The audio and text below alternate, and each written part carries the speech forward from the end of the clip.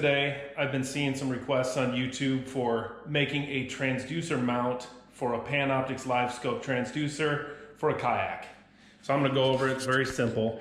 I bought the Radar 115.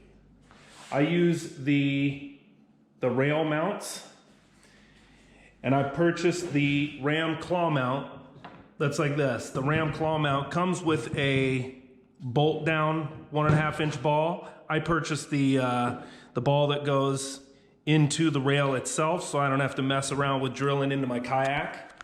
I've got the Panoptix Livescope perspective mode mount.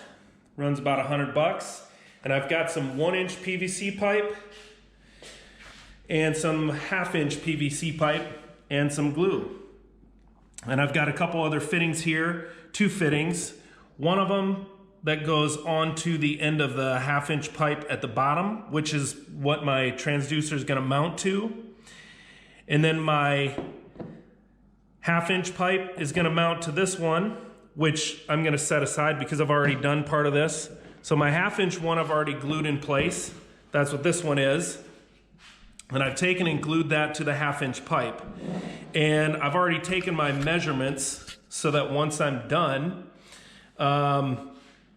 or I've already taken my measurements as far as how deep I want my transducer based on my specific kayak. Now what I'm going to do is take this mount apart so that I can go ahead and mount this ball on the one that I've already got in place, which is already on the kayak. And this is just a Ram claw mount.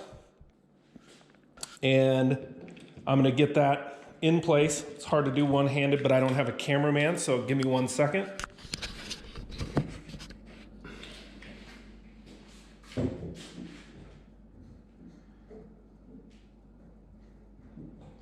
So now that that claw is in place, that's where my transducer is going to mount. So I'm going to go ahead and take the smaller pipe, which is right here. It's got the fitting on the bottom.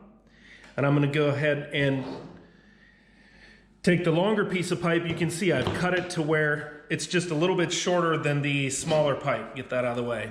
And that's so that once this pipe is inserted into the small or the larger 1-inch pipe, you can see the part that comes out the top end. I'm going to go ahead and glue this fitting onto the smaller pipe, leaving about an 1/8 inch to a 16 inch gap between the two pipes. That way, this will still turn inside the big pipe, and the big pipe is actually what gets clamped in the mount right there. Easier to see right there.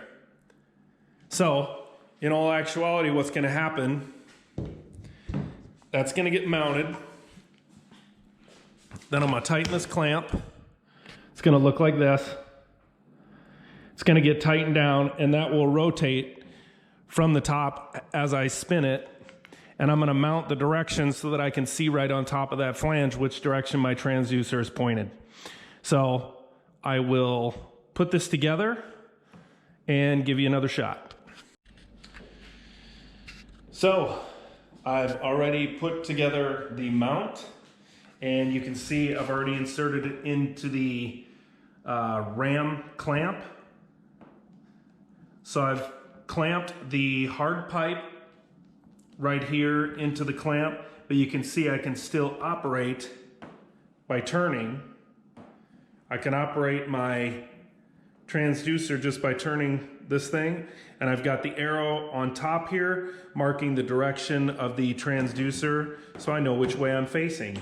Now all I have left to do is just simply zip tie the cord around this outer pipe to keep it out of the way, and smooth sailing from there. Anyway, hope you enjoyed the video. Like and subscribe at the bottom. Thanks. Have a good day and good fishing.